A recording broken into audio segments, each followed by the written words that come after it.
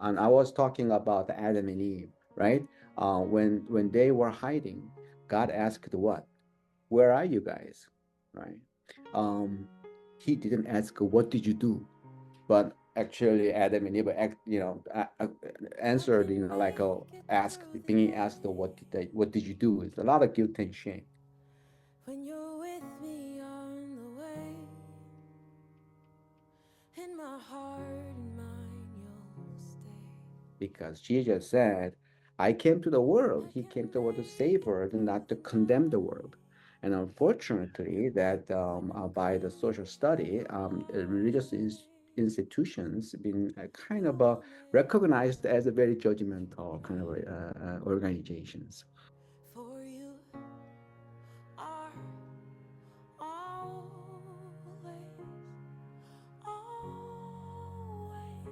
always The level, the depth, how much you receive the unconditional love from God, gonna really kind of determine how much you can love others unconditionally.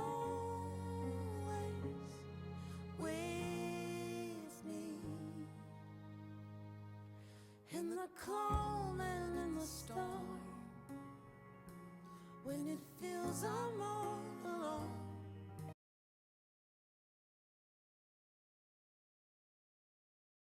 Hi, everybody, and thank you for joining us today for another Grace Live conversation.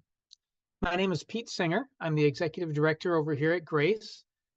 Grace was started back in 2004 by a man named Boz Chividjian, who was a child abuse prosecutor. And he found that often when he was trying a case and it intersected with a faith community, that faith community would show up in force, but usually to support the perpetrator rather than the victim. He knew that this did not reflect the heart of God, and so he started Grace back in 2004. Please, if you want to get more information about Grace, visit our website at www.netgrace.org. That's www.netgrace.org. We have these Grace Live conversations every month. Last month, our topic was summer trip safety. That is available on our YouTube channel. So if you want to check out last month's Grace Live conversation on summer trip safety, please feel free to check out our YouTube channel where that is available. Next month, we're excited to have a very special guest, Krista Brown, who will be on talking about her new book, Baptist Land. So if you can join us next month, that would be really great. We'd love to see you there. For this month, we are meeting with Sanghoon Yoo, who's a great friend and a member of the Grace Board of Directors, and we're talking about healthy communities of belonging. How do we create them? How can we embrace the trauma-informed principles and scriptural principles that allow us to have healthy communities of belonging? How do you know if you're in a healthy community? Is there a litmus test? So we're excited to have Sanghoon join with us. Please be aware that the last 10 or 15 minutes of today's conversation will be set aside for more of a question and answer time. And so you can use the Q&A feature to post questions and answers. Please also feel free to use the chat throughout the program today to introduce yourself and to share with each other. Sanghoon, if you could uh, uh, start your video and unmute yourself and just introduce yourself and let us know who you are. All right. Thank you, Pete. Hello, everyone. My name is Pastor Sanghoon Yoo, and I'm founder of the church and ministry called the Faithful City, and also founded the Arizona Trauma Informed Faith Coalition, and currently uh, declared that the movement, the Weave and Cleave, is a part of the kind of a rebranding of our ministry. I was in social field a long time, and I'm like a pastor. Um, but I have in my own traumatic season, and then about 10, 12 years ago, I met the trauma informed care movement. So it changed the whole my life, and then after that, I met amazing people like a Pete and then organizations like a Grace and I'm very honored to be here to share some dialogue with you. Thank you. Well, thank you so much for joining us today, Sanghoon. We really appreciate your wisdom and the passion that you'll be sharing about healthy communities of belonging. To get us started today, Sanghoon actually has a video that describes the work that he's doing in Arizona, this incredible work that he's doing in Arizona. So we'll start our conversation today by viewing that video, and then we will go on from there. So if we could play the video, that would be great.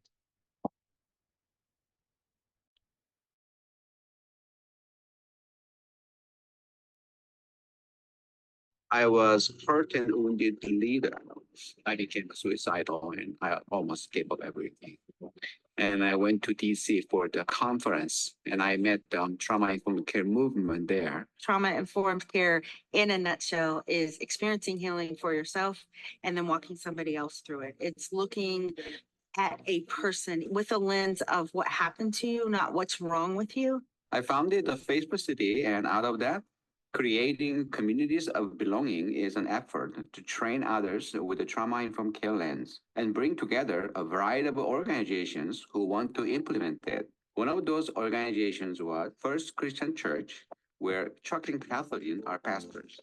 They understood it is important and it is relevant to their church community.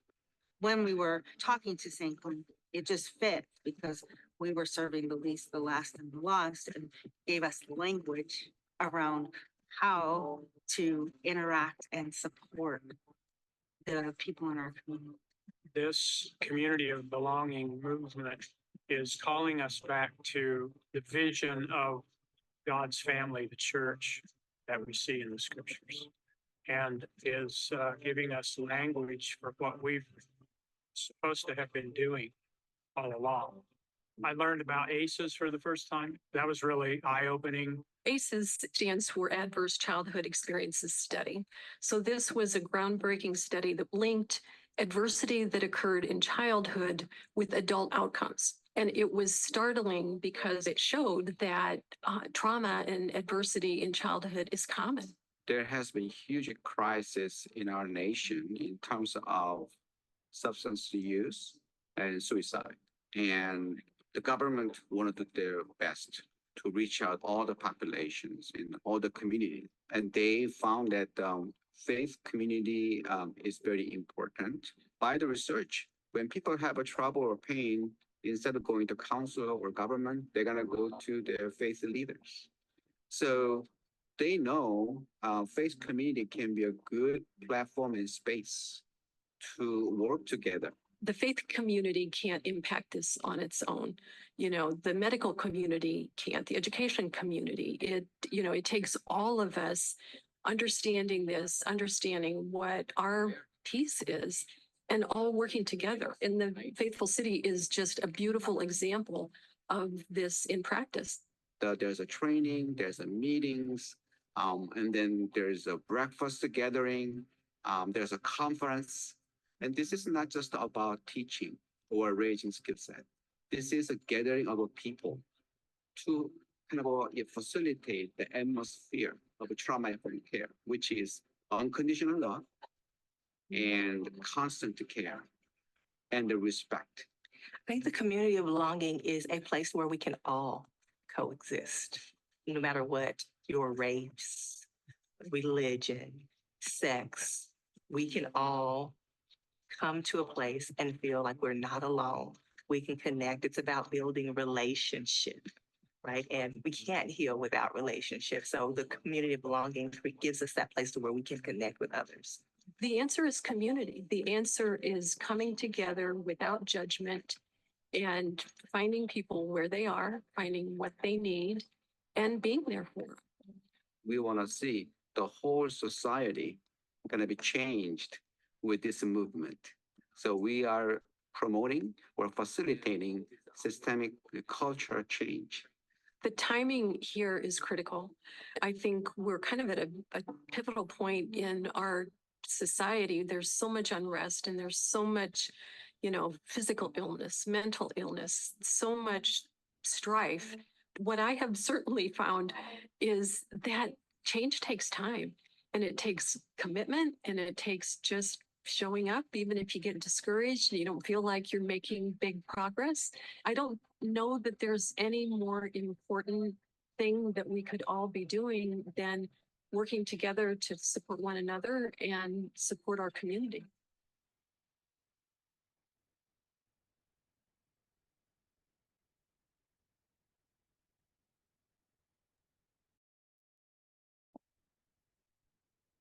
That was a great video, and it really helps us to understand some of the work that you're doing in Arizona, this amazing work and creating healthy communities of belonging. Can you tell us a little bit more, expand on the video, help us to understand what more you're doing in Arizona, to tell us more about these communities of belonging? Thank you. Thank you, Pete. So as I talk about it, as the video talked about it, and there's my life crisis and trauma. I'm saying this all the time because it's very important for me that my healing journey, and I lost my cause, my purpose, and where's the faith? Where's mental health area? There's always a disconnection between science and faith, and vicarious trauma and all the things, and with that, and this the movement it really helped me to really be integrated all things that I was wondering about. I felt lost, and so the healing journey is very, very important, and that's my passion. And with that, God has been also restoring our organization. So with a long relationship with the Maricopa County Department of Public Health, we got the grant to training the faith community, all faith, as well as Christians, to really build the training and then do the journey of the creating community belonging. With the Arizona, with the ACES consortium, we saw the Marsha Stanton, and we just reach out all the communities, and with the hundreds of the workshops and then and churches and other faith community that reached out, the community belonging and the launched about 2 years ago, and I put on the chat here. There's an article by Michelle Stifler. It's a kind of 1 year summary.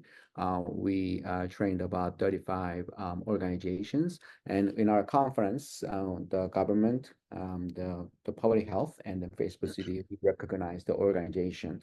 Well, as I said in the video, the more important thing is not about the training. After the training, the trainees all will come together. How are we gonna continue the journey to make a culture change? By research, generally speaking, the change of the culture in the organization takes 3 to 5 years. So we are more interested in after the training, how the head pastor and the trauma-informed coordinator and all the departments work together and to build the community belonging. Why belonging? Well, we're talking about trauma-informed care, and I hope that everybody read the Pete's article about the trauma-informed church. And we in our Grace, our organization, we really emphasize on the SAMHSA's the 6 guiding principle, and most important thing is the safety. When everything is safe, the healing starts. Well, in our brain science, and well, whenever I talk about brain science, some people are like, oh, we don't want to talk about science. Well, let me say it this way. God created us, designed us that way. This is a biology. I'm not talking about the stats or some surveys. When our brain recognizes a sense of belonging and our system feels safe. So belonging can be interpreted many ways, but actually as well as biblically, but also it's science-based. And how we can build a safe relationship and safe culture, and where that there's the healing and then reconciliation and restoration can start. So that's the community of a belonging, and then with that, the weave and clip movement. And so far, we've reached about 50, 60 the organizations and faith-based communities. And also we built up about 50 leaders of the whole, they are the leaders of leaders. So I work with them. So there's specifically the organizations going on with their own training, but also with the leaders, with just the movement. Why? Well, think about it. Uh, Whenever think about the trauma, people think about the healing and counselor and the medication. Well, we know the concept of a re-traumatization. That can happen anytime by your usher in the church or your boss in the marketplace. So it's very important that this trauma-informed care knowledge and culture is really shelter the whole society. And then I hope the church can contribute there. Why? In the church, we have everybody. We have politicians, we have doctors, nurses, teachers, you name it.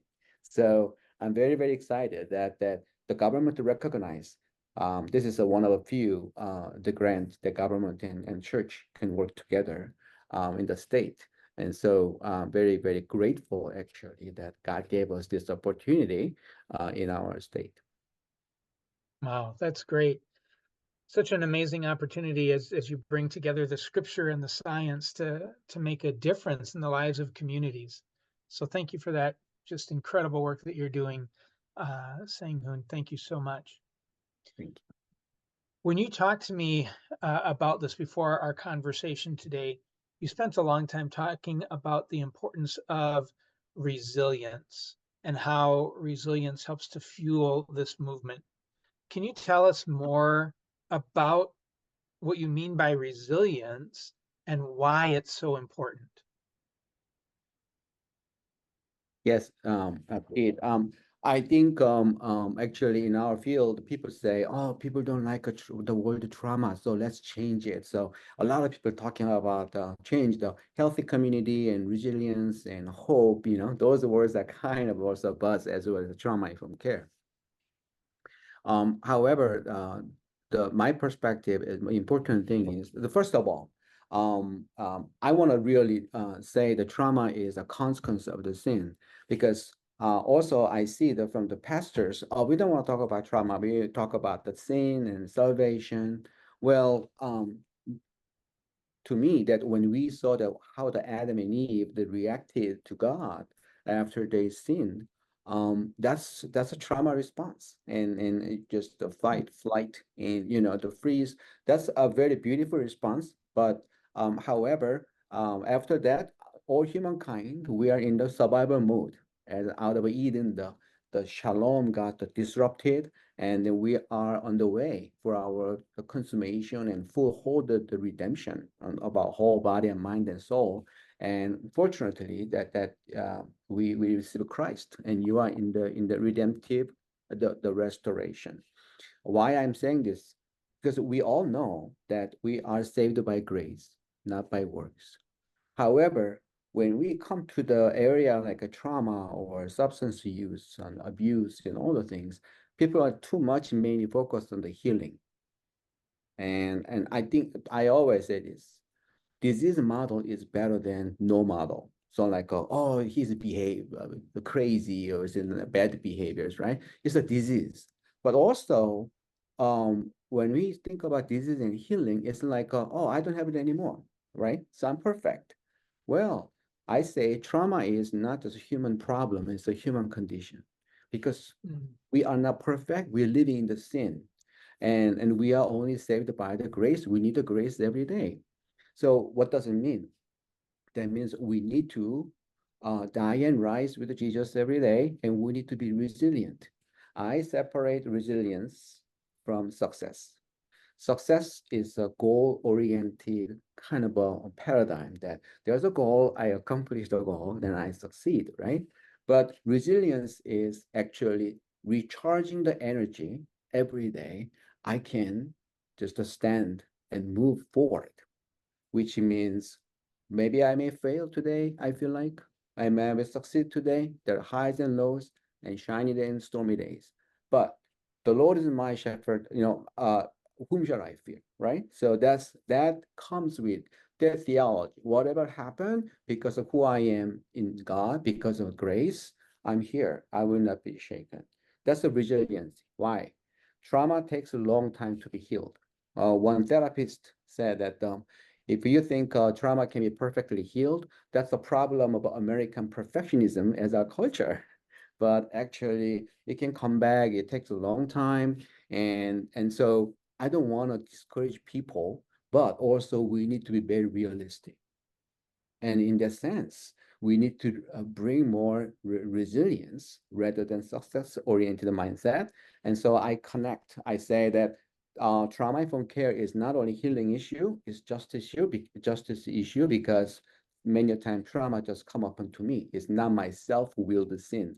Somebody sinned against my life, like adverse child experiences, abuse in the church, right? All the things that trauma actually come with the issue of social justice, but also to me, this is a discipleship issue because I need to learn whatever I'm going through, right? That how I can be resilient because of the grace of God and walk by faith and hope, right? And sometimes I feel like I'm winner. Sometimes I feel like, oh my God, I suddenly relapse. Oh, I don't know why I do this. I suddenly anxiety happens, panic attack happens. It's so discouraging, right? However, by changing paradigm from success to the resilience, actually we can have a realistic expectation. And I hope this is an opportunity to go deeper relationship with Jesus, to follow Jesus as a disciple. And so to me that this huge paradigm shift is very important. We are not using resilience to make the people happy. Oh, we don't talk about trauma, we talk about resilience. But it's really important, the paradigm shift, why we are really follow Jesus. And then as a healer or as a survivor, we all need this resilience. Wow, that's great. It makes me think just the ongoing, it's not a single success, it's not perfectly healed, but it's a journey. It's continuing to be there. It makes me think of my wife, who is a master gardener, and she has a garden on the side of our house. And up until a few years ago, it was always her father who would till the garden at the beginning of planting season.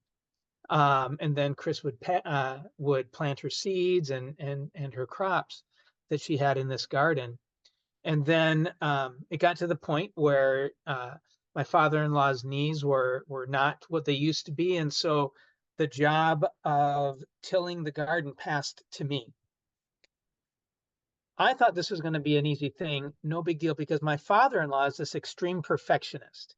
He does everything right and everything perfectly. So I thought that I would till the garden and it wouldn't be that big of a deal. So I go and I till the garden, and instead I get this huge pile of stones. And there was a huge pile of stones, not because my father-in-law didn't till properly, because that's not in his nature. He's a perfectionist. He tills perfectly. But because over time, the rocks that were buried further beneath the surface got pushed up towards the surface. And it was only then, as those rocks got pushed up towards the surface, that they could be taken care of by tilling. And it wasn't a problem with the original tilling that my father-in-law had done. It was just the natural process of life. Wow. Yes, and then there are a lot about unexpectancy. And I think we want a controllability, right? So we always say, hey, God is in control. But anyway, I want to see that. I want to control my environment, my routine, and everything. And if I lose that controllability, we feel anxious and all things are gonna happening. And I think we need to change the of our lifestyle. And I think that the perfectionism, because that's why I'm talking about the culture. So for me, the community of belonging is a safe culture. It's not just about the sensitivity, what to say, what not to say. But let's say the major cultural paradigm we have to fight against, because the authoritarianism or the perfectionism and all things really kind of we need to fight against if we want to try to build a really trauma-informed care-based safe community belonging, because it takes time. We need to allow that the occasions of the feeling failure, we need to allow setback, and we still need to love in the same way. And instead of how long you have been in the therapy? How long we've been, with you, but you didn't change at all? All this kind of behaviorism model is not working well. We really deeply understand how the trauma works in our body and mind and whole my life. Yeah, that's great. That's great. As we were talking before, you mentioned, and as we've talked today, just the importance of resilience when it comes to understanding healthy communities of belonging. One of the things in our conversation that we had beforehand, you talked a lot about how the promise of Jesus' presence helps with resilience, and you brought in the whole spiritual component of resilience, which is so profound and so important. Can you talk a little bit more about just the presence of Jesus as we go through this process, this ongoing process of resilience, and even how that relates to our identity, to who we are? Yeah, and thank you. I've been before my trauma-informed care, theological development. I've been always talking about being versus doing, and we all know that kind of paradigm shift. Well, we are called human being, but we are living like a human doing society. That's another thing. In America, work is very important, right? Even I do that. Hi, Pete, nice to meet you. What do you do? That's how we relate to ourselves. But actually, again, that's why I'm saying that we are saved by grace, not by works, which means who God is and who we are is very, very important. I want you to understand that actually, when we talk about the perfectionism, and we are also living in a very performance-oriented society and culture, and it's really productivity is more important. But think about the John chapter 15 when Jesus said, you're talking about the gardening, but abide in me and you cannot do anything. So what do we need to be with Jesus, to follow Jesus? Trust in him and abide in him. And ironically, in that chapter, the only work is not by me, but by the maybe your grandpa, that the father-in-law. Yeah, it's gonna be trimming. Oh my gosh, it's like sounds like a trauma. But the beautiful thing is that out of that the hurt and wound, and then it grow back more better. So what is the most important? It's just a presence. And I was talking about Adam and Eve, right? When they were hiding, God asked what? Where are you guys? Right? He didn't ask what did you do, but actually Adam and Eve answered, asked, being asked what did you do? It's a lot of guilt and shame, that are coming up. But what matters to God is where are you? I'm here. Where are you? The presence. Distance matters than performance. In And then a relationship is really about being together. And when I talk about the presence yeah, that's the conversation you and I had. What is a great commission? Well, in the Matthew 28, Jesus told us, right? Go to the world and the disciple and baptize and teaching all the things. But there's only one promise. What is that? He didn't promise you and me you're gonna be filled with power of healing, power of a prophecy, or you name it, all the ministry power or become bishop. He just promised the one thing: I will be with you until the end of the age. That's very important. If you go really get into very deeply that there are so many the Bible verses that God was with Joseph. That's the power of being with David, all the amazing Bible figures, and Jesus, and his disciples. Jesus said, my sheep knows my voice, and they're gonna be where I am. He didn't say they're gonna do what I do. Even Jesus said they're gonna do the more greater than I do. But he always focused on where are you and I'm with you. And he said that there are two or more, three in my name, right? I'm gonna be with that. So what I'm saying is that our productivity, performance, success is the byproduct of the presence of God. And that's very important in trauma world, because what we need is, if we know this is a very long-term process of the healing and restoration, we need the patience and perseverance. I always say it's not about the ability, it's about the availability. People should know. And I'm working with a lot of survivors, including myself, but you know, the trauma feels that the healing comes with the unconditional love and one person with a constant care. And now we are living in the world that there's no constancy at all. That when the counselor move, we have to celebrate. Oh yeah, you got the other job, but I'm the client. Do you know how much it affect? Because in trauma field, restoring trust is very important. And I want to say, when I say constant care, people think, oh my gosh, how can I be constant? What if somebody asks me the rent money? I don't have money. It's really about availability. It's not about the ability. And that's what Jesus promised us. He gonna be with us.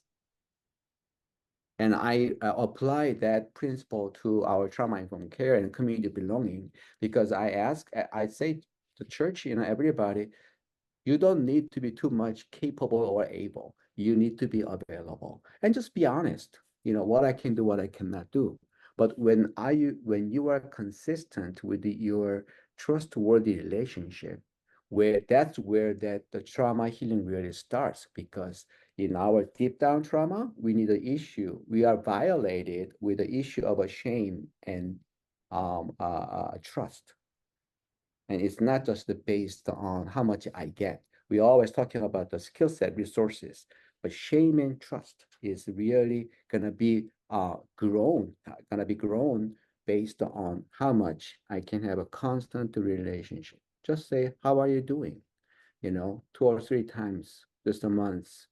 That's enough. You don't have to be counselor. There's no magic word and magic work to Right. change people's lives suddenly, especially if it is trauma. It's a deep down root cause, and developmental trauma, complex trauma. So we takes a long time, but we don't have to really try hard to make something happen by our own strengths. That's a beauty, that when we can find that secret, the mysterious power, when you read to follow Jesus, the way how Jesus told us to follow him. Yeah, that's great. It makes me think, just as you were talking about how that shame and that guilt and that self-condemnation plays such a huge role. And we can see that in the story of Adam and Eve, and we can see that in our lives today. It makes me think of 1 John chapter 3, where the author there writes, though our hearts condemn us, God is greater than our hearts and knows everything. And that statement takes away the condemnation, takes away the guilt and the shame, because somebody greater than ourselves knows us. And that then ends up being the way that we are comfortable and can even enter the presence of God, because that guilt and that shame is taken away. Just like you were saying there, it's just amazing. Yeah, I say that, in our evangelical or Christian circle, we know that gospel is John 3:16, right? Just that we talk about it. Um, if I see the Super Bowl, people put on in the cheeks in the John 3:16, and we all know that, right? So God so loved the world, and we believe in His Son, and we're not going to perish, right? We're going to have eternal life. But I say trauma-informed congregation gospel is 16 and 17, because Jesus said, I came to the world. He came to the world to save the world and not to condemn the world. And unfortunately, that by the social study, religious institutions been kind of recognized as a very judgmental kind of organizations. But I think it's very, very important that that uh, that Jesus came here to connect us between father and children, and between heaven and earth. In our trauma world, we say connection before correction. And interestingly, as a pastor, I've been trained to love somebody by correction more than connection. And then when science talk about connection, before correction, and I found, wait a minute. That's who Jesus was. Jesus came to connect us before correction. Because in his ministry, look at the Jesus gospel. It's all how he connect with the underprivileged and oppressed and traumatized and the poor and all the people got disconnected people got easily condemned because of it. They cannot do right things. They cannot do all the things that as the law tells to do. And then actually I found that well, that's Jesus. And why I lost that Jesus? Because why I'm just focused on correction and perfection instead of a connection and restoration. And so it's very, very important that mercy triumphs over the judgment. That's another Bible verse we have to really delve into. Yeah. Oh, that's profound. I love how you really just brought together God's unconditional love and how that impacts our identity, how that impacts who we are, and how it sets aside, it removes the guilt and the blame and the condemnation and just everything related to that. And a lot of that centers around this unconditional love of God that is impacting us in this way. What are some other ways that this unconditional love of God impacts us? So it impacts our identity. How else does it impact us? Yeah, so that's when I was struggle with my trauma, I woke up 2 o'clock, I could not sleep anymore, and then just struggling with God um and then and I found that I was a small kind of a Job's moment that when God showed up with Job in the 38th chapter, that he showed how much he's big, right? And then I call this existential repentance because Job is say, "Oh, I repent, Lord." It's not about okay what he did wrong. Actually, I thought I heard about you. I thought I knew you, but I don't know you actually. That's huge, and I found that we are always talking about the love, but actually, I'm talking about unconditional love. But I found myself because of all the self blame, deep down guilt, and then shame. Actually, when I receive God's unconditional love to me, not just talking about it, preaching about it, I become very conditional because there's such huge among as a pastor, clergy, or helping professional, we have such a deep down self blame, self kind of a shame and guilt, and those areas is the area that God's grace didn't touch yet, and then I found that wow, that that that my own darkness, my shame needs to be really opened up to God's unconditional love. So I'm really unconditional beloved child of God, not just a child of God. And I say what? Hurt people, heal people, heal people. The level, the depth, how much you receive the unconditional love from God, gonna really kind of determine how much you can love others unconditionally. Wow. And I hope that I hope that we really got into the God's time with God. We talk about intimacy. Intimacy is not just about I having the sweet time with God, but sometimes there's a deep down conviction of the Holy Spirit. However, we need to have the depth of the grace and unconditional love, and it gonna really give us to restore our identity. I say radical humility with the repentance, but also radical acceptance, which comes with only by unconditional acceptance, regardless of what I did. When Jesus met the Samaritan woman, or when Jesus met the woman in the adultery, he made her safe, regardless of what she did. So in the science, Dr. Bruce Perry talking about by brain structure, regulate, relate, reason, which means our safety is most important for the trauma recovery, and then we need to feel loved and accepted. Then our upper brain can think right. So before you talk about theology, what is a sin? You cannot do this, all the things. We need to think about, we need to be really feel safe, and then we need to feel loved, and then our brain can think better. And that's the science tells. And 2,000 years ago, there's somebody who already did it before these scientists are born. What? That's a Jesus, because he put the woman totally in the safety, because he kicked out all the accusers, whatever she did, the safe. And I don't condemn you, you belong to me. I accept you. And then he said, sin no more. And that's the thing, that she was found by him, because no matter what I did, and guilt and shame, blame, and you belong to me. That identity is actually powerful healing and resilience for us every day to follow Jesus.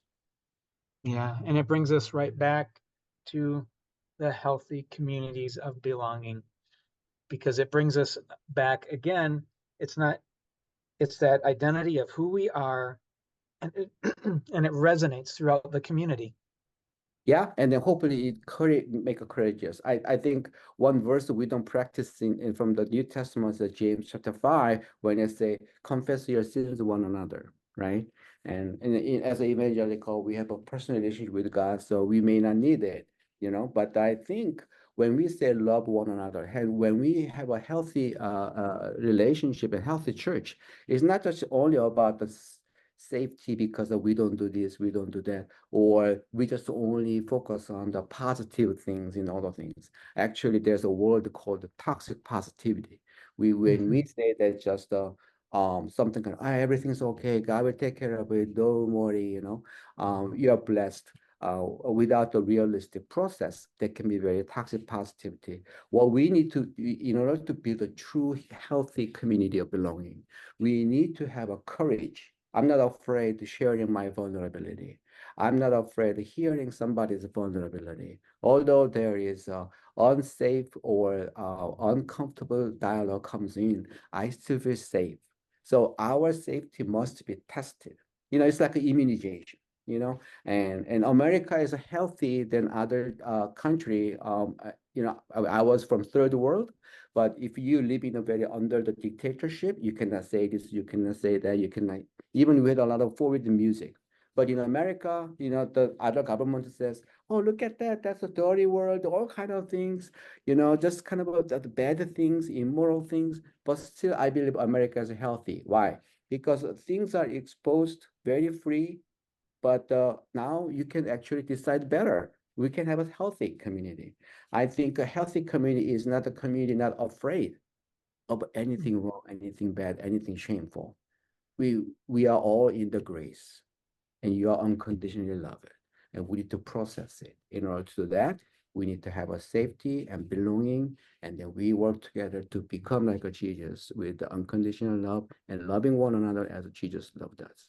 That's his commandment for the disciples, and I hope that we can make it happen, and the community impact gonna really go spread out to the whole society. Yeah, that's great. That's great. We have about 15 minutes left of our conversation today, and so we want to kind of pivot to some questions that people have put in the Q&A feature. Please feel free to put your questions in the Q&A of the Zoom. And if we don't get to your questions today, please email them to us. Please email info@netgrace.org. Again, that's info@netgrace.org if we don't get to your question here today. So Sanghoon, one of the first questions that was put in the chat is, how can we examine the huge negative impact of traumatic experiences? We see so many sources of trauma, so many ways that trauma impacts us. How can we minimize the huge negative impact of those trauma experiences? Well, we talk about there are a lot of mitigating factors, and again, the most important powerful things by science or by our faith is that how we can build safe and constant trustworthy relationship. So relationship, the connectivity is the very key. Um, and so it doesn't have to be the whole church or whole organization, just the one person, right? And so it is important that I try to have a relationship. I feel safe, and then I can talk. I can be myself. That's very important. And personally, we talk about the resilience and how I can charge myself. In our community of belonging movement, we talk about the dialogue pattern, talking about the challenges and concerns and celebrations. So it's also important that although I feel like there are a lot of negative impact, I still have a strong strength. I have already my asset. We talk about identity, right? But also, I believe most survivors have a humongous level of patience, but we don't celebrate it. We celebrate only that the fixation or kind of a healing, or I don't drink alcohol anymore. I don't do any nightmare anymore. But I think it's very important that there is a safe relationship. We can share freely our challenges and concerns without shame and guilt, but also how we're gonna celebrate what we have as a strength. It's God's identity was given as a beloved child of God, but also, oh yeah, you are still here with us. That's a huge celebration, who you are. And what you do is nothing impressive, but still you are very patient, and you are very faithful, right? So we need to find that something things that we can celebrate. And there are, there are a lot of terms like protective factors, and there's a positive childhood experiences. It can apply to the adulthood experiences. The bottom line is that we need a good relationship, and it become a ritual and tradition as a community. And those things kind of I find it and try to be accountable and try to work on it.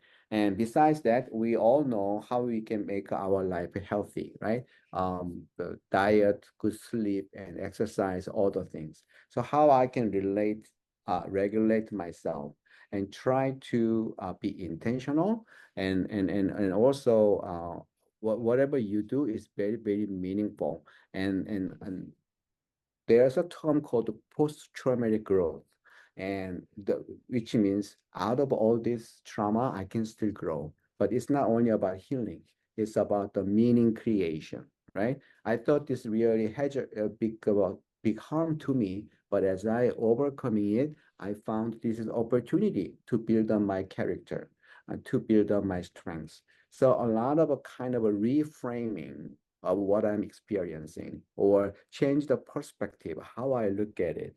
And those kind of my internal work is also kind of important. So I can, the 4R in SAMHSA, realize and then recognize, and then I can respond differently so I can resist and re-traumatization. So it takes kind of all kind of a process and long-term kind of engagement and commitment to work together. Right. Wow, that's great. The next question we have, what can you say to a pastor who doesn't think that trauma is having a significant impact in their congregation? The pastor who think trauma does not impact the congregation? Yeah. Oh, okay. Well, that's why I started on and theologically how to connect the trauma, our sin issue, right? And then I think trauma still people think about the event itself, but when Pete and Laura and you guys, when you did the trauma from church, the workshop, we talk about another SAMHSA's concept about the 3E. It's about event and experience and effect. So trauma is not actually, it's like something happened and people in alcoholism or rape and torture, all the things. But because of what that happened, it affects me wherever I am, because we call this as a trigger or activator, right? So like a veterans, when they drive the local road, suddenly they feel like, oh, I feel like it was I was in the war, and then suddenly my brain go back to that place. So we call this as a re-traumatization, and re-traumatization can happen anytime. And once you have a re-traumatization, you are at the scene of the trauma and 10 years ago, 12 years ago, and then you cannot function. You're gonna fight and flight. That actually happened when at the Bible study. Bible study, a very peaceful place, but somebody heard that the very triggering word to the person, and she became very feisty against me, just because we didn't know her story. And so actually, if you expand what trauma means, which is our neurobio, social, psychological, spiritual response to what's going on in my environment, then you gotta see that trauma can happen anytime, any place. And for example, I talk about this, and then I talk about the Mother's Day, Father's Day service. The churches I'm training, they are doing the trauma-informed Mother's Day, Father's Day service, which means they are only not celebrating mother and father. They also recognize people are getting hurt because of Mother's Day and Father's Day. They don't have a mother and father. They never been a mother and father. And all the factors that affect them negatively. And we recognize that. But and when I said that, one pastor said, "Oh, now I understand. After Mother's Day and the Father's Day service, there are some people they left the church, they never come back. Why? You see, that's what's going on inside of me, what's piled up inside of me. We teach, don't ask what's wrong with you, ask what happened to you. But like Dr. Gainer Mateo said, like what happened inside of you, what happened piled up in me is a lot of stories, and we don't know people's stories. So we have to, the more we know their stories, very honest environment, very trustworthy, safe relationship, you gotta see, wow, people are enduring a lot, and we can really bring all this moment to expose it to the grace and healing. Yeah. Well, I don't want to say trauma is everywhere, but I want to say trauma is everywhere. Sorry. Yeah. Yeah. Yeah. The numbers are just beyond belief. And we don't know people's stories if we haven't found a healthy community of belonging. But when we find that healthy community of belonging, then we may find out somebody's story. Yeah, So, definitely. yeah, that's great. We've got time for one more question. And so I'll just ask that. What kind of processes would you say allow for implementing effective trauma-informed practices? What kind of processes? So,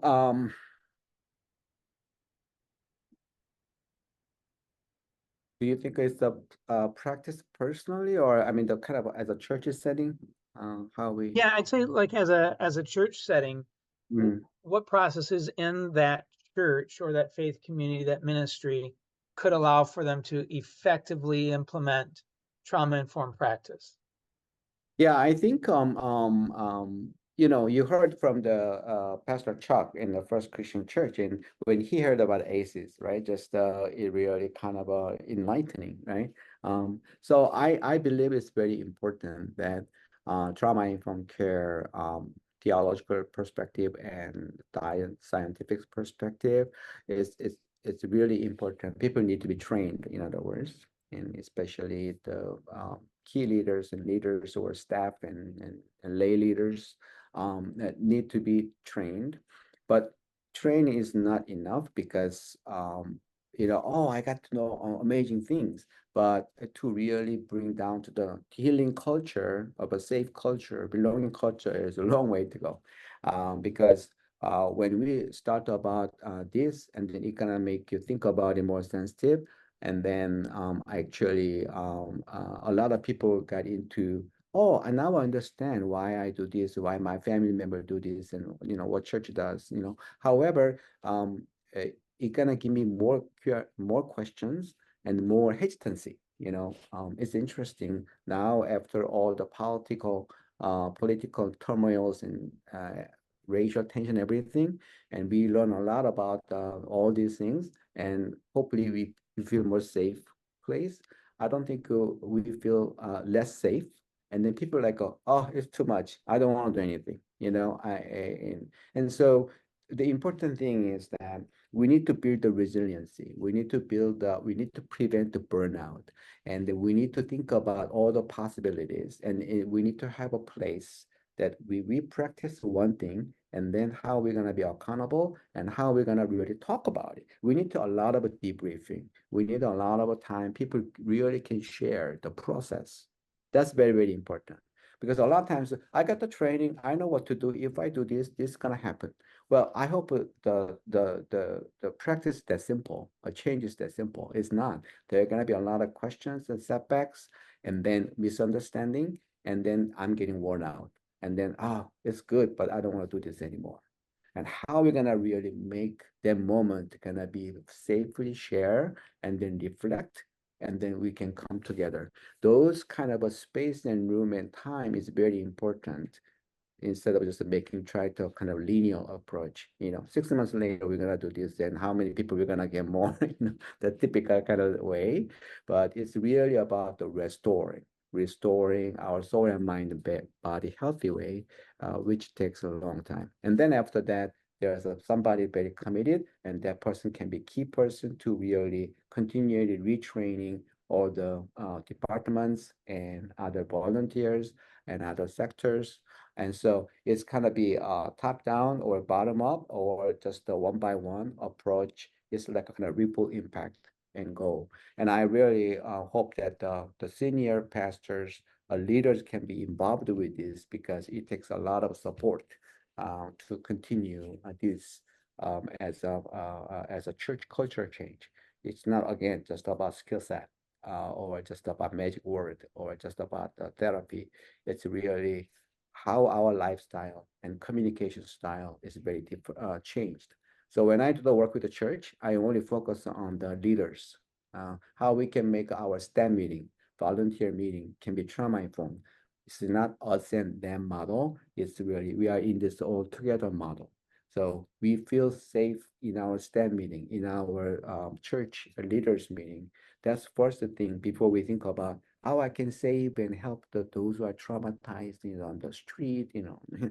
That's the next step. It start from me and us, and not us and them. We are all in this together. So kind of a gradual approach from me to the church, and church to the outside our community.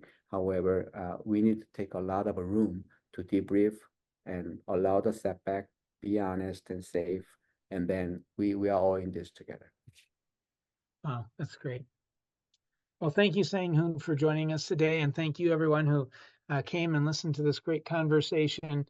If we did not get to your question, please know that you can email us at info@netgrace.org, and we'll try to get back to you relatively quickly with a response to your question. Again, that's info@netgrace.org. We hope that you'll join us next month as well. Next month, we'll have Krista Brown on, and she'll be talking about her new book, Baptist Land. So we hope to see you then. Thank you very much, everyone, for joining us. Please check out our videos on YouTube that will include very soon this conversation. That'll be on our YouTube channel as well. So please check out our YouTube channel to see that. Thanks a lot, and we'll see you all next month. Bye now. Thank you, everyone. Thank you, Pete. I can make it through the night when I'm clinging to your light.